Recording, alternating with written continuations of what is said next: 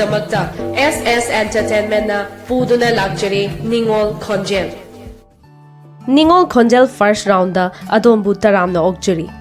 Chinjariba contest asi miyamgi amadi masa da talent leirabi singbu pungning thagatchabani oina supnatagi entertainment oina bagidamakta sinjabani.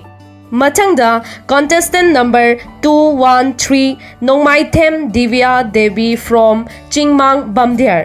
Contestant asigi oina voting count taunabagidamakta WINDIB haina comment pibiramduna sheishakpi asibu pungning thagatpiyu haizari. Kuramjari mayam pumnamakpu aigi ming Dibiya Nongmaithem ai Bamdiar dagine ai nangasi sakadariba Eshei asigi mamingna Nungshi khangmande by Pusprani. On thokna shukan krida pakhang nangi pukchildo Nungshi khangmande nangi thamoido. On thokna shukan krida pakhang nangi pukchildo Nungshi khangmande nangi thamoido. Nungshi mitina toina yinjaba. Nungshi mitina toina yinjaba. Karigi khangmande nangi thamoina.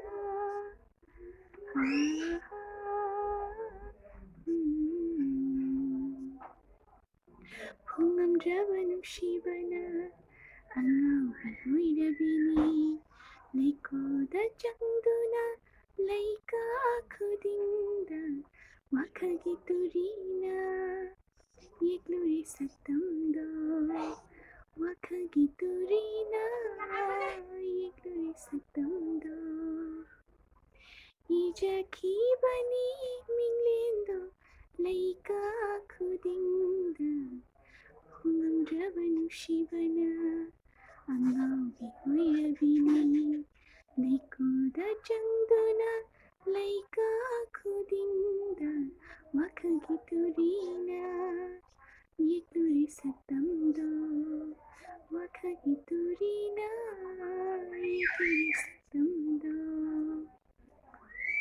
Ijakibani Minglendo Laika Akudinda. Sheishakpi asigi oina aikhoina semjariba code asida comment amamamta pibiramduna vote asi thadabiramu. Masa da leiriba talent asibu pungning thogatpiba oina share amamamta tawbiramu.